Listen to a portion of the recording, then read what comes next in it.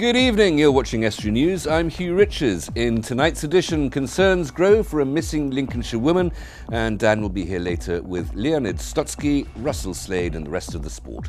And later in tonight's programme, I'm joined by Jane O'Flynn of Driver Hire in Grimsby to review the week's papers.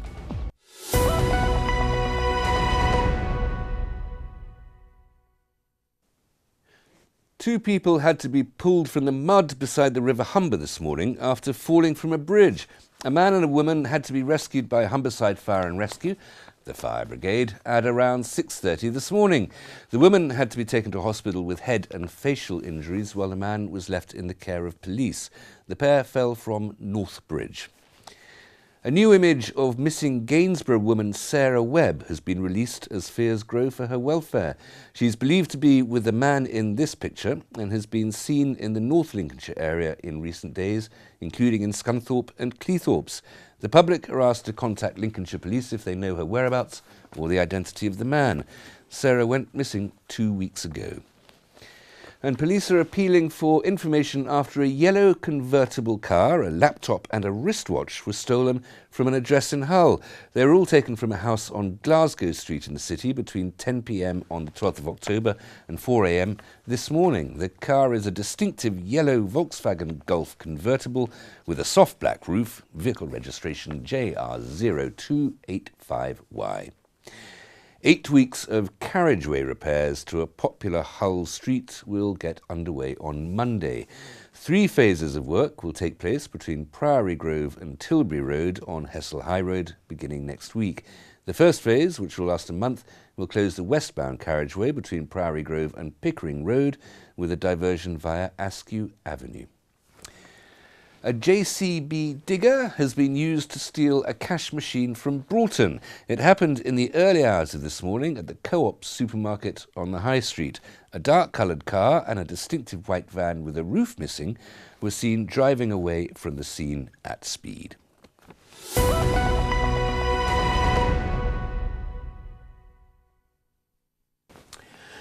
Now I'm joined by Jane O'Flynn, who's here to review the week's newspapers. Jane, welcome. Thank you very much for coming in. Thank you for inviting me in. Thank you. Before we go any further, you've recently won a rather prestigious award. Yes, I was awarded Businesswoman of the Year in July this year by Workwise Women in Grimsby. I have to say I was in total shock. The last thing in the world I would have expected. In fact, it was quite funny that evening because when the award was being announced, I was saying to the lady sitting next to me, "Isn't that wonderful what they're saying about that?" Looking around the room thinking, who could that be? And it was quite rightly, it was you. So I think everybody in the room that evening could see the shock on my face, actually, when I had to get up and receive my trophy. But I'm very honoured by this award, and I intend to make the very most of it for our business and also for Workwise Women, because I think it's a fantastic organisation and a great place, actually, great platform when, particularly for somebody like myself who came to Grimsby and not really knowing anybody, and to be introduced to this wonderful gathering of like-minded business women. It was just fantastic, really. I felt I was, it was a kind of a home-from-home situation. So very good indeed. So, as I said, thank you very much, Workwise Women. A bit of a role model, and congratulations, very well deserved. Thank you. Thank you. And you've been involved in a local charity as well. Yes, I mean, charity's been something that I have been involved in since the mid-70s. I mean, I worked for a very well-known Portuguese charity in London. And that really and truly kind of just made me see firsthand what charity can do, and we were grant giving to arts, education, social welfare, promoting Portuguese culture. But I met many of those people that we supported who actually were so grateful because it turned their lives around. It changed things for them for the better. And when I met a lady called Teresa Gallagher, who was the CEO of ICAP, which stands for Immigrant Counselling and Psychotherapy, based in North London, I had no hesitation actually in accepting an invitation to become part of their fundraising committee. And that's 17 years ago, so I still battle on to raise prizes for the annual dinner held in London each year. Fantastic. Well done. And the local charity as well. Is the Well, when we came up here, Michael, my husband, we believe in giving back to the community. So I was very fortunate to meet Joanne Wright, who is the area manager for When You Wish Upon a Star. And I met her at the Workwise Women evening. And I was intrigued, actually, to have a chat with her after the dinner to see what that charity was all about. And I said to Joanne, I'd like really to support you. And then 2 years later, when we moved here permanently, I thought, well, let's do something, and we adopted a bear. a bear. A bear at their annual dinner last year. And it was called Sid. So I thought, okay, raise £1,000 for Sid. So how do we do that? So I thought, we'll run a charity day. We'll run a golf day at Laceby Manor. So we raised £5,500, and we have pledged to do it again next year to raise £10,000. For a bear? Yes. Well, next year my bear is going to be dressed as if he's going out to golf. Oh, I see. Right, a little okay. cuddly bear. I see. So we will do that, please God, next year. Okay, you confused me for a moment there. I have an awful confession. I'm afraid my only knowledge of Portuguese culture is either tawny or ruby. Now, yes, I can understand. You did mention you're interested in mental health charities there, and I think you've got a mental health story to start with. Yes, indeed. This is sadly a very common, actually, headline today in our newspapers, and it isn't just in Grimsby. Sadly, it's throughout the country, and because of going back to my own family, why I got involved with ICAP was because of a situation in my family back home in Ireland, and I felt that, I wanted to do something about it. And this year, when Prince Harry actually spoke publicly about his experience following the terrible death of his mother and his brother William, I was thrilled because I thought this will actually help a lot of other people. People will come out and seek help, because they will recognise that they are not the only person in the world that this happens to. It can happen to anybody. It doesn't pick its victims. And this is a story here in which. What's the story, Jane? Well, the story here, I'm sorry, actually, I didn't actually read the content of the story, because basically I wanted just to comment basically on what I feel that Prince Harry's involvement. Well, the fact is that this story does confirm what you say, and that there is a hidden mental health problem. People are struggling. People are struggling. And it's Mental Health Week at the moment. Yes, that's absolutely right. It's very appropriate, yes. That's absolutely right. And partly because people think there's a bit of a stigma to it. They do. Which they shouldn't. They shouldn't, but they do. And as I said, I think that's why with ICAP, for example, that we don't actually ask the patients to come forward and talk about the success that the organisation can do for them, because they feel that they don't want to actually, go out and tell the world that, that they have got this problem. Yep. Which is sad. And I'm hoping, when we all are, that what the two royals have done will actually help that along. Do you know what I mean? People will actually recognise that if it can happen to them, why am I actually hiding back? I can go and talk about it and get help. Absolutely. An architectural story or a building story to move on to. Well, this actually is an interesting story too, because when we moved to Gox Hill, we had a pub. Right. And I believe that every village should have a pub, because if you don't have children, you don't actually get to know the locals. Do you know what I mean? I'll just show the page to the camera, Jane. Forgive me for interrupting, but here we are. Yes, please do. Yes, it is. It's the centre of community, isn't it, really? Yes, it is the centre of a community, and I know many people watch, Escape to the Country, and the first thing that usually gets mentioned is the village pub, and this, of course, makes me very sad, because actually, although I do fully appreciate how important housing is, but also, particularly in our village, I feel that, without getting too political about it in any shape or form, I do feel that there's always a little spot somewhere that we can actually fit the pub in, because it does bring our community together. Well, this is the story here, is that there's a possibility of a much-loved community hall in Louth exactly. Being destroyed to yes, make way for some and that's housing. exactly what's happened in our village. Exactly the same. It just mirrors that story completely. Well, it's a horrible situation. You'll know if you've been running a pub. It's a terrible situation all over the country. The pubs have been closing at some appalling Absolutely rate, correct. which I find personally dangerous. I do too. Because that is where people come together, not just in the countryside, in towns as well. Why is it that pubs are closing? I honestly think, when I speak to people about this, and particularly landlords who work in brewery-owned pubs, they all kind of feel, or at least the people we've spoken to, that they don't get such a good deal. And maybe the brewery should kind of, address this, and just to see, can they do something to actually help these landlords and, bring people into their communities. And also because people won't come in and drink as much as they might, because the beer is so ridiculously heavily taxed. Exactly. It's so very expensive. That's absolutely correct as well. Jane, we're going to have to pause there for a moment, fine. I'm afraid, on that thirsty thought. Thank you. But we'll join me after the break. Dan will bring us a roundup of the latest sporting news ahead of the weekend, and I'll be reviewing a few more of the papers with Jane.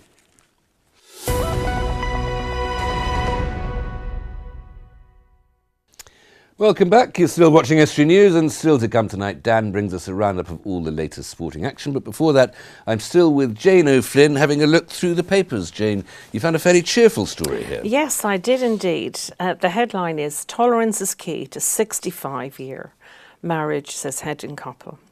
And they've received their telegram from the Queen and celebrating their blue sapphire anniversary. I love this story. Because looking at this couple, of course, they don't look old enough, actually, to be 65 years married. But it's a lovely story, and I wish I saw much more of it in life. I just think that to be married to the same person for 65 years, get through all the ups and downs, find solutions along the way, nothing phases you. I think fantastic. Let's hold up the headline, Jane. Isn't it lovely? Absolutely. It is. Absolutely lovely. 65 years. It's important to mention that it's 65 years married to the same person. Yeah, to the same person. And not a total of sort of Tudor-style marriages. Yes, that's right. Are you sure? You said 65 years, you say it takes the sort of endurance to do it. Why on earth would you stay married to somebody if you don't like them? And presumably this is 65 happy years. I hope so. Yes, absolutely. That is true. No, of course I wouldn't like to spend, an absolute monster. No, of course I would not, and I don't think anybody would, or one shouldn't be expected to. But my in-laws, my Florian Coleman, they're 55 years married. That's my husband's parents, and they are so happy. When Coleman looks at Florrie, I see such love. And, I almost weep when I see it with joy, because I think it's fantastic. Jane, you are an old softie, aren't you? I am, really yes, are. Absolutely. A real romantic, I'm afraid. Food on the menu. Romance and food very closely associated, of course. Yes, absolutely. I love to see things about Colin and Beck's, because they run such lovely restaurants. Which restaurant is this? This is the Hope and Anchor in South Ferriby. Michael and I have dined here several times since it opened, and it's fabulous. It just is lovely. The food is wonderful. The staff know about the wine. They can tell you about the wine and explain what you're eating, and I just love it. You have to book, of course. I must mention that. And they won an award of some sort? And they won, yes, listed for a Michelin star. It's absolutely fantastic. Not at all surprising. We had a meal there about 6 weeks ago, I think, and we both said to each other, gosh, this is just ace. Not quite like the Winteringham Fields, but just almost there. Do you know what I mean? Absolutely. And, of course, the price to go with it. But a lovely, wonderful place to have a really enjoyable meal. Well, I should mention, and lovely scenery, of course, as well. Other excellent restaurants are available in our region, but you'll have to take me out there for a meal one time. Okay, that's fine, Hugh. Okay. Absolutely. Yes, absolutely. We will do that. But Michael and I don't go out very much, thanks to me, because I'm very fussy about where I go to eat. And when I find a nice place, I'm really absolutely very happy. You know, Okay. really nice to go for a birthday. We went here for birthdays, and just really sometimes at the end of a working day, you think to yourself, oh, I can't be cooking. You know, it's 5 nights on the trot or whatever. Let's go to the Hope and Anchor and hope that they have a table and can squeeze us in, which they usually do. So. Absolutely, full marks to the Hope and Anchor. Okay, that's enough advertising, Jane. Thank you very much. Now, you've got one more story that you've found, also to do with hospitality, I suppose. Yes, well, this one amuses me because recently we spent a few days up in Wales. Without mentioning where, but there was one restaurant in the town that had a 0 rating on the window. Now, this is a hygiene problem. This is the hygiene thing, and we laughed. Safety, checking hygiene. We laughed about this because actually, I'm totally in favour of eating establishments to be checked out and be able to put up their 5 stars on their on their windows, basically. And sadly, I suppose that there aren't enough people to go around and check all these places. And this, when I saw this 0 stars, show the see, look, to the camera. There we are. I've seen the 0. Yes, it's with 0 stars, and this was exactly what we saw in a place in Wales. There was a queue to get into it. Well, maybe people get a bit. You're clearly rather fastidious, but I think people get a bit over the top about. A little bit of little speck of dirt never does you any harm, does it? Well, and that's how you get resistance to various diseases. Well, mind you, I always said, and I've been saying it for years, you usually don't get food poisoning in your own home. You go out and you pay very costly for it. I'm sure you're right, but we're all probably a bit more careful about cleaning our own kitchens, aren't we? Well, yes, absolutely true. My plates, you could eat your dinner off them. I found a story here which pleased me a lot. Special treats for zoo iguana's 21st birthday. This is an iguana called, a rhinoceros iguana, unimaginatively named Rhino, living at Cleethorpes Zoo. He had a bit of a birthday party, as you can see. Yes. Hats and balloons. Absolutely enjoying himself, isn't he? Didn't get any birthday cake, I'm afraid. Just got a bit of banana. And he is 21, I think. I didn't know that these little animals, not so little animals, lived for such a long time. No, nor did I actually. No, 21-year-old iguana. Anyway, quite right to throw it apart. Apparently, he just wanders around the zoo on his own. Yes, good. And he's quite good at taking direction as well. Good. A very talented creature. And another one. That I thought tempted me very much. A couple in Hull. Lovely. Gave up their home once their daughters or their children had grown up and turned 18, and they just got on a ship, on a catamaran, and sailed around the world. And they've been doing it for some years now, and they return every now and then, probably I would imagine in the summer. Yes. To come and say hello, but. Oh, wouldn't you be tempted? Would that not be a lovely life? Absolutely, that would be a fantastic life. No worries, absolutely, all your cares away. Yeah, absolutely, sailing the high seas. Very tempted. Yeah. And one other story that I think's worth giving a bit of publicity to as we come into the winter.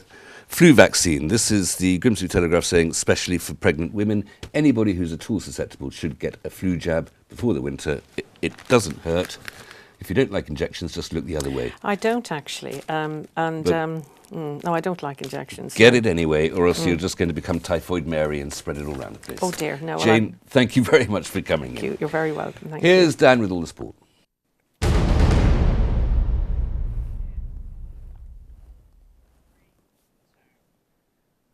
Hull City without Fraser Campbell for tomorrow's trip to Norwich. He joined Stephen Kingsley on the injured list after he underwent an operation in midweek. He'll be back after the next international break, while Campbell could be available next weekend.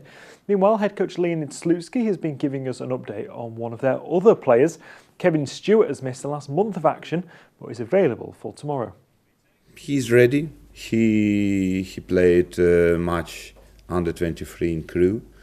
65 minutes. It was our plan about he's participated in this match. He's ready, not maybe on all match, but he's ready. He will be in the list.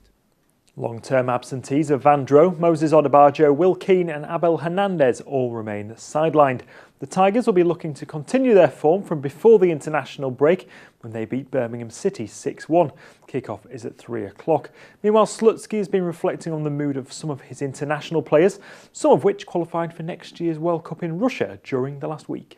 Mood, very important for everybody, but Larsson, Meller, Grosicki, Ola really came with good mood because Ola and Camille qualified to World Cup. Especially for me, very important because World Cup will be in Russia. Elsewhere, Grimsby Town face Crawley at home on Saturday as the Mariners look to continue their unbeaten run. They've not lost in their last 5 games at Blundell Park. The only doubt for the Mariners is Scott Vernon, who suffered from a sickness bug earlier on in the week and is rated by Russell Slade as 50-50. Tomorrow's opponents are 18th in League 2, but the town boss still expects Crawley to be dangerous going forward. They have pace and energy on the counter-attack. I think they've scored, of their 19 goals, I think they've scored 8 goals in transition. In other words, won the ball and countered very quickly. So, I mean, that's the highest in the league. So they counter very quickly, and we're going to have to be aware of that. Scunthorpe United travel to the New York Stadium tomorrow to face Rotherham United. The Iron are looking to bounce back after 2 successive defeats, but face a high-flying Rotherham team who have won their last 2. The Iron sit 1 point off the playoffs and 2 points behind tomorrow's hosts. And there is good news for Graham Alexander as both Connor Townsend and Charlie Good have both returned from training. Kick-off is at 3 o'clock as well in that one. And some non-league games to look out for tomorrow. Brigtown, East Yorkshire Carnegie, Grimsby Borough and Winterton Rangers are all at home, and they all again kick off at 3 o'clock. And that's all for the sport.